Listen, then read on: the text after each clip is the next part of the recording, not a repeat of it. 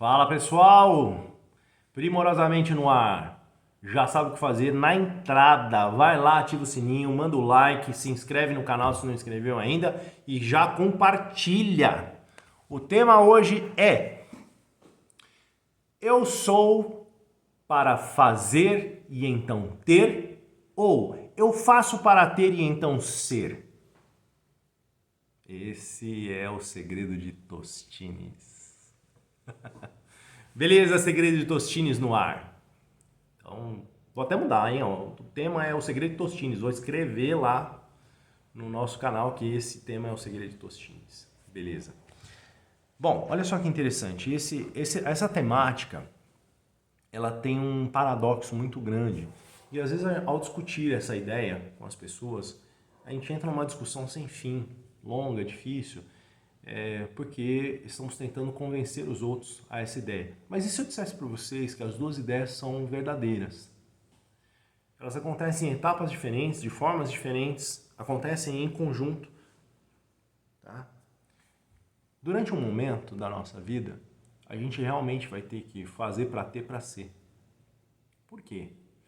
Porque, eventualmente, é necessário colocar força, é necessário fazer uma construção de algo. Veja, quando você está trabalhando, por exemplo, em você mesmo, em algo que você está fazendo, você nem é aquilo ainda. Aquilo é em algum lugar no futuro, mas como o futuro meio que não existe ainda, né? Então você é dentro de si mesmo. Mas você está construindo aquela ideia. Então você vai colocar energia nela, né? Você vai fazer para ter, né? E então depois você vai ser. No fundo você já é. Olha que coisa maluca, filosófica, né? Mas você está construindo aquele caminho. Porque aquilo ainda não se materializou. Você é no mundo das ideias, você é no mundo espiritual. E aí é onde está a confusão. Mas você ainda não é no mundo material. Então aquilo que você é aqui dentro, mental, espiritualmente falando, o seu eu superior é, se ainda não materializado, para materializar vai exigir algum esforço. Então você terá que fazer o quê? Atuar, vai ter que ter ação para então você ter recursos, ferramentas e em algum momento você ser do ponto de vista material. Agora, de um outro ponto de vista, você muda o interno, começa tudo lá dentro, certo? Você teve lá no mundo das ideias um processo, você sonhou com uma coisa, você propôs-se a um novo objetivo, você se propôs a uma mudança. E então, essa mudança proposta, o que vai acontecer? Ela naturalmente, de dentro para fora, ela vai criar ações. E essas ações vão criar resultados. Então veja que os dois processos, eles estão acontecendo. Não é que um é verdadeiro e o outro é falso. Eles só estão em momentos diferentes. Então veja, para eu exercitar uma mudança, veja que a gente fez um vídeo anterior aqui, conversando amplamente sobre isso. Você tem que começar uma percepção de que precisa mudar. E isso começa aonde? No mundo das ideias. Você não está fazendo nada a respeito ainda. Isso começa no mundo das ideias. Aí você se convence de que, olha, eu posso fazer essa mudança, eu quero fazer essa mudança. E então você vai partir para próximas etapas.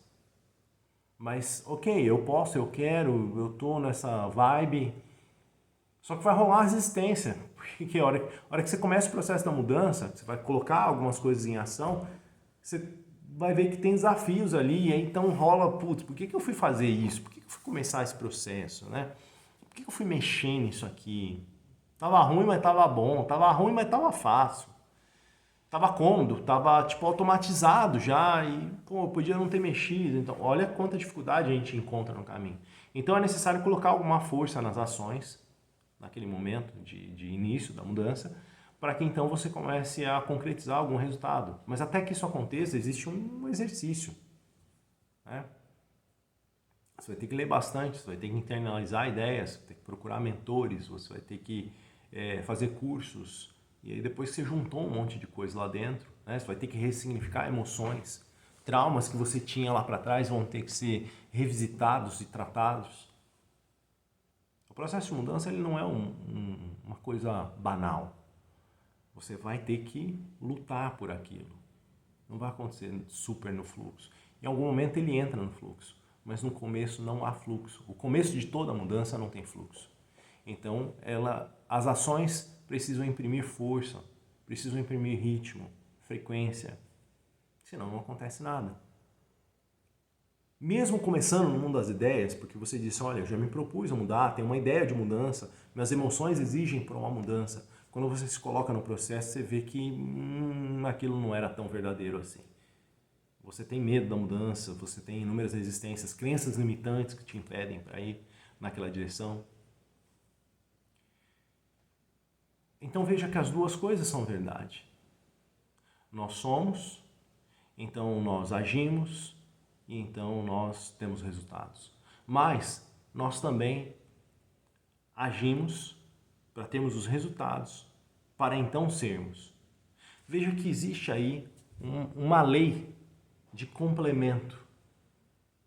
Nessa lei de complemento, eu estou aqui tentando criar uma explicação boa para isso e encontrar exemplos bons também para mostrar para vocês o que eu estou pensando. Então veja só que interessante. Para quem é cristão, existe um negócio que chama justificação pela fé. A justificação pela fé é um negócio interessante. Tem muitas formas de você vê-la, mas eu tenho uma forma mais ou menos minha de ver isso daí. Então veja, existe a graça. Vocês já ouviram falar da graça? Graça não é aquela sua vizinha, ok? A graça tem que ver com algo que vem de graça, mas que nunca é de graça, porque alguém pagou por aquilo. É de graça para você, mas alguém pagou por aquilo. Ou seja, existe subsídio. Tá? Então tem alguém patrocinando aquele processo. Existe um fiador bancando aquilo. Está entendendo a ideia? Então isso é a graça. Então, quem é que paga por isso? Quem paga por isso é o divino, Deus, Jesus, como você quiser chamar. De repente você nem é cristão, mas existe um subsídio, ok? Então isso é a graça. E essa graça, num primeiro momento, ela é imputada. Alguém diz para você, olha, você pode se salvar, você tem direito à salvação. Você pode ir nessa direção. Tá? Então a salvação é pela graça. Aí vem alguém e fala assim, não, mas a salvação é pelas obras. É uma discussão eterna dentro de igreja. Toda igreja fica nessa discussão. É uma briga de foice no escuro. Não, a salvação é pelas obras. Não, a salvação é pela graça. Não, a salvação é pela graça, mas as obras, né, mas a graça sem obras é morta e tal. Cara, isso dá uma canseira tão grande. E eu cheguei à conclusão que é o seguinte, só existe a graça. Porque no universo de Deus, tudo é oportunidade. No universo de Deus, tudo é amor. E mesmo que você não crie essa expectativa, porque de repente você não é cristão, o universo, ele é infinitas possibilidades. O universo, ele é todo amoroso. O universo, ele só tem o bem. Aquilo que a gente chama de mal é quando a escala de bem está tão baixa ou é tão perceptível, você fala, putz, isso aqui ficou desagradável, porque eu não conheço nada muito melhor do que isso, tá? Tem uma coisa estranha ali. Mas nesse universo só existe a graça. As próprias obras são graça. Olha que coisa interessante. Então, existem dois tipos de graça. Uma que a gente chama de graça imputada, ou seja, ela vem de cima para baixo, algo que alguém coloca sobre você. Né? E a graça que é comunicada. Isso são as obras. A graça comunicada são obras. Então, como é que é isso? Então, se você acredita no esquema da Bíblia, então Jesus veio e morreu, ele imputou sobre você graças. Ele fez alguma coisa por você que você não podia fazer por si mesmo. Ele vem e te entrega uma salvação. Mas como é que você comunica estar salvo? Como é que você faz esse processo? Você, entendendo que está salvo, você age como tal. Você age como um salvo. Olha que interessante. Então você comunica essa graça através de atitudes, através de obras. Você atua em direção à graça. Mesmo que a quantidade que você comunica de graça seja pequena, que de repente eu não sou tão capaz assim ainda, eu estou me desenvolvendo. Eu sou uma pessoa que está passando ainda pelas primeiras etapas, então meu nível de comunicação é baixo, mas tem graça imputada, ela completa, porque tudo é graça. Então, a graça imputada vem de cima para baixo e a graça comunicada vai de baixo para cima. Ok, agora vamos fazer o seguinte, translitera isso para a realidade, esquece um pouco o esquema religioso, esquece qualquer coisa do gênero. Isso não muda no nosso aspecto do processo do mudar, do processo da melhora da sua vida, da qualidade da sua vida, de você encontrar um novo mindset para você seguir, olhando para as coisas de forma diferente. Quando você está começando, muita gente já fez essa mudança. E esses caras estão dizendo para você, cara, muda, você vai conseguir e tal. Existe mudança, existe vida após isso. Você não vai morrer se você começar esse processo de mudança. Eles, olha, se outros fizeram, você também pode. Se eu fiz, você também pode. Mas você consegue comunicar uma pequena quantidade apenas de graça. E aquilo te exige um esforço absurdo. Mas ao longo da repetição, do trabalho, de você impor força naquilo, chega uma hora que aquilo começa a se tornar natural. Tá percebendo a ideia? Graça imputada e graça comunicada, como ela faz sentido? Então, dentro desse contexto, as coisas acontecem assim. Quando você vai no Novo Testamento e lê Paulo diz assim, miserável homem que sou, quem me livrará do corpo dessa morte? Ele diz, a lei que impera nos meus ossos, nas minhas carnes, me impede. É um negócio pesado, um fardo. Está ali, fazendo uma reclamação contra si mesmo. Ele tá bravo. E aí ele diz assim, esmurro os meus ossos a fim de vencer essa lei que impera nas minhas carnes, a lei que está impregnada em mim. Que lei é essa? A lei diz assim, o bem que quero fazer, isso não faço, e o mal que não quero fazer, esse eu faço. Veja, ele nem está falando de bem e de mal, tá?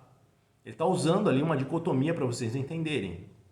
O que ele está querendo dizer? Eu não consigo fazer mudanças com facilidade. Ele está lutando para ser alguém diferente, que está querendo evoluir, expandir a pessoa que ele é. E nesse processo existe um desafio. E esse desafio exige a imposição de energia. Exige uma concentração. E muitas vezes você briga consigo mesmo, porque você não está conseguindo. Ele fala sobre isso. E aí, num determinado momento, ele diz assim, mas agora, essa lei não vive mais aqui. Porque ele diz assim, não vivo mais eu, mas Cristo vive em mim. E agora eu faço o bem. E o mal que eu não queria fazer, isso eu já não estou fazendo. Mas o que ele está querendo dizer com isso? De novo, você pode transliterar, esquece a religião, esquece a Bíblia, esquece Paulo. De repente você não acredita em nada disso, mas ele está dizendo uma coisa para você. Depois dessa luta toda, quando você lutou, em algum momento você vai vencer. E essa lei antiga que estava sobre você, te prendendo, não te prende mais. Ele diz, não vivo mais eu, quer dizer, aquele homem antigo não existe, agora existe um homem novo. Existe algo que aconteceu. Ele nem sabe 100% como aconteceu, mas aconteceu. E aconteceu porque houve um período de esforço, houve um período onde ele caiu, igual a gente falou no vídeo anterior. Houve momentos em que ele se sentiu deprimido, que não deu certo, que ele cometeu erros, que ele voltou atrás, que ele repetiu os mesmos padrões antigos. Tá tudo bem, você pode conseguir. Não desista, continue insistindo. Busque novas ferramentas, novas formas de você olhar para aquilo. Tem sempre alguém que tem um truque novo. Lembra da escola do Ford? No Fordismo, ele pega os indivíduos lá na linha de montagem que são mais eficientes e diz, olha, você é um cara mais eficiente em fazer essa tarefa. Vem cá, ensina os outros caras que estão fazendo o mesmo que você, para que eles façam da mesma forma. Então você pode fazer isso. Tem truques que outras pessoas seguiram. De repente você acha algum truque que é aplicável à sua realidade. Facilita ela. Hoje em dia nós não temos mais falta de acesso ao conhecimento. Ele está globalizado. Então, você tem pleno acesso ao conhecimento. Utilize essa oportunidade para fazer mudanças mais eficientes.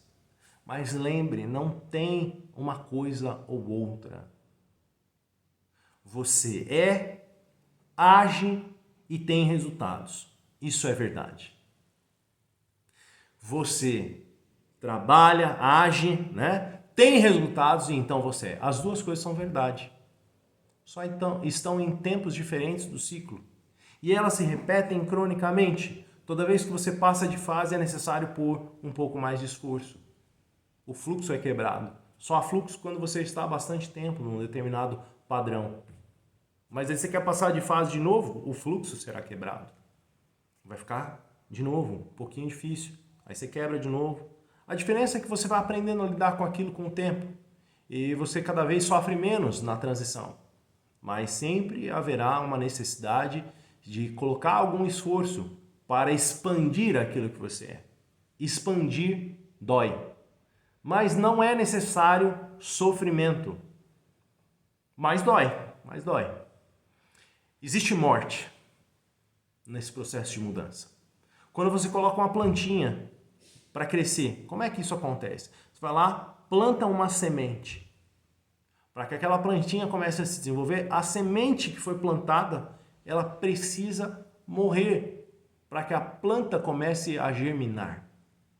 Quer dizer, a semente dá a vida dela para que a nova planta venha. Veja, é necessário que você passe por um processo de mortificação. Há algum sofrimento. O sofrimento é inerente à mudança. Mas quando eu digo sofrimento, não é da sofrência, de ficar ali naquela luta, naquela resistência. Dói e existe morte. A evolução, ela demanda isso. Quando você pega isso, utilizando as leis da natureza, você verá que isso é assim. Mas acontece de forma natural. Veja, a natureza é natural. Olha que legal. Então, quando você olha para a natureza, o microcosmo explica o macrocosmo. As pequenas reações, as micro-reações, explicam as macro-reações. Então, você pega, por exemplo, ali um determinado produto, como um gás, por exemplo, que é o neônio, ou o flúor.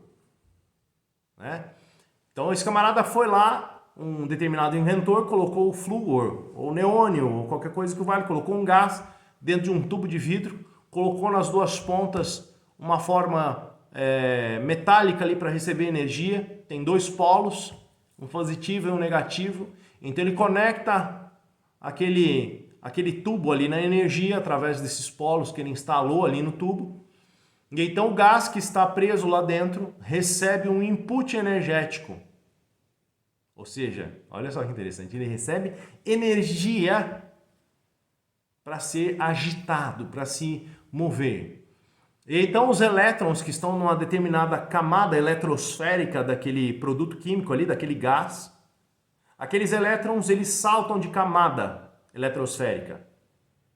Cada salto de camada eletrosférica que ele dá faz com que ele produza calor e manifeste aquele salto com a eliminação de um fóton. Ele produz um fóton, que é uma unidade de luz. Ele produz ali um pouquinho de luz, que é o fóton. Está dando energia e ele está ali saltando de camada. Quando você desliga, ele volta ao normal. Quando você liga de novo, ele vai lá, salta, múltiplas camadas, se mantém aceso. Mas veja que em algum momento aquilo se desgasta, aquele sistema se desgasta e a lâmpada se torna menos eficiente ou eventualmente até queima. Veja, entenda que esse processo também é assim. Você quer fazer um processo de mudança? Ok. Ao fazer o processo de mudança, você vai imputar energia para que a mudança ocorra. Você tem que estudar mais, tem que ralar um pouquinho, não vai acontecer 100% no fluxo. Você está tomando choque, meu amigo. Choques de realidade. Você vai pôr algum esforço. Ao fazer aquilo, o que acontece? Você tem saltos, começa a produzir luz, você começa a se iluminar. Essa iluminação começa a fazer diferença. Dói. Porque há um desgaste para fazer aquele processo. Dói. E esse desgaste, ele vai acontecendo gradativamente. Você vai se desgastando para fazer aquela mudança. Até o dia em que você morre. Mas a morte não é o fim de tudo. Quando você morre, é que você tem chance de passar de fase. Você só passa de fase, na verdade, quando você morreu. E aí começa tudo de novo. Você imputa de novo energia, dá vários saltos, aí dessa vez você ilumina muito mais. Se ilumina de forma mais efetiva. Tem mais fluxo, você gasta menos energia para fazer o mesmo trabalho. Mas chega o ponto que você desgasta aquela etapa e morre de novo. Então veja, a morte não é o fim de tudo. A morte não é o oposto da vida. O oposto da vida é a indiferença. Quando você permanece indiferente ao fato de que precisa mudar, é aí que você está morto. A alienação é morte. Morte é quando você decide ficar estagnado, parado, estásico. A morte, aquilo que a gente chama de morte, é só passar de fase. Ela mostra que houve luta para encontrar um novo caminho, para encontrar algo melhor, para expandir. A expansão que é tão necessária, que é tão desejada, a mudança de frequência pessoal, que é tão desejada. Entenda, quando você olha, por exemplo, a escala de Hawkins, que mostra as emoções e um relativo frequencial de cada uma delas, olha, estamos aqui em tantos hertz, essa outra emoção está em tantos hertz. Quando você salta, entenda que a gradação dessa escala, ela não é aritmética. Ah, sei lá, eu saí de 50 para 60 Hz, são 10 Hz de variação. Tá, tudo bem, mas para você dar esse salto de 10 Hz, nós estamos falando de uma escala geométrica. Você tem que calcular ali para entender que esforço você deu para sair de um ponto para outro. Quando você saltou 1 Hz, na verdade você não tem noção de que esforço foi imposto para que aquilo ocorresse. Não se engane, expandir dói. Mas como você interpreta essa dor é que faz a diferença. Crianças choram sem resolver. Crianças sofrem e não vão a lugar nenhum. Adultos, apesar dos problemas, apesar de quanta dor sintam, eles resolvem sem sofrer. Eles vão. Mesmo que doa, eles vão. Então permita-se mudar. Entre num universo de maturidade. Escolha a fase adulta. Dê colo para sua criança, mas não permite que sua criança fique esperneando, impedindo você de ir. Coloque sua criança no lugar dela. Resolva as questões, dê colo para ela, mas siga. Então, em caráter confirmatório, eu gostaria de informar para vocês que as duas coisas que nós nos propusemos nesse tema são verdadeiras. Então você começa com algo em sua mente, porque no fundo lá dentro você é. Então você age naquela direção e tem resultados. Então procure mudar dentro para que aquilo que acontece do lado de fora também mude. Quando você muda o seu interior, você muda tudo ao seu redor. Você reverbera ao seu redor. Mas não se engane, há uma luta, há um gasto energético para fazer isso. E para que você materialize esses resultados, você terá que agir, e esse agir terá gasto. Você terá que produzir resultados para então confirmar aquilo que você disse internamente, aquilo que você se propôs internamente. A materialização é a confirmação de algo que começou dentro de você. Mas as duas coisas são verdadeiras, apenas acontecem em tempos diferentes. E elas se repetem ciclicamente no nosso processo de expansão. A cada novo degrau que você vai subir, tudo isso vai se reproduzir. E todas as etapas que nós comentamos longamente no vídeo anterior, que foi aquele de 1 hora, né, que conta a curva da mudança, né, onde eu citei vários autores. Então, isso tudo vai sempre se repetir. Este é o processo. Quanto mais você treina a morrer, mais fácil fica ressuscitar. Seria bom que nós treinássemos um pouco. Os indianos dizem, olha, eu treino 2 minutos todos os dias morrer. Não porque ele seja louco e queira se suicidar, não é isso. É porque, na verdade, morrer é algo natural. Se você está vivo, a coisa mais natural é morrer. Você tem que morrer para o seu ego, porque você de verdade não morre. Quem morre é o seu ego. Quem morre é a sua materialidade. Essa sofrência toda que nós passamos, no final das contas, é o nosso ego sofrendo, porque é ele quem sente. ele é quem espana, ele é que tem vínculo com a realidade material. Mas não dá para você matar o seu ego. Não dá para você eliminar o seu ego. Ele é uma ferramenta para que o seu eu espiritual experiencie uma realidade material. Mas o que não pode acontecer é que este ego controle você, controle sua evolução. Na verdade, impeça essa evolução. Você não pode permitir que o ego domine sobre o eu superior. O eu superior é muito maior. Então, coloque seu ego no lugar dele. Fala, querido, olha, você tem só essa função, nada mais do que isso. Você não pode dominar minha vida. Então, domine a si mesmo. O homem que se domina, o homem que domina a sua boca, o homem que domina os seus apetites, este homem conquista uma cidade, conquista o mundo, conquista qualquer coisa. Aquele que não domina a si mesmo, que não domina o seu ego, não tem o poder de vencer. Então, o maior exercício é o exercício da autodominação, né? Do autocontrole. E isso exige esforço, exige morte diária. Morte para esse eu inferior. Ok? Então essa é a ideia desse vídeo. Se você gostou, vai lá, ativa o sininho para receber notificações, se inscreve no nosso canal, compartilha e manda um like aí que é tão importante para a gente continuar. Pessoal, foi um prazer, uma ótima semana aí para vocês.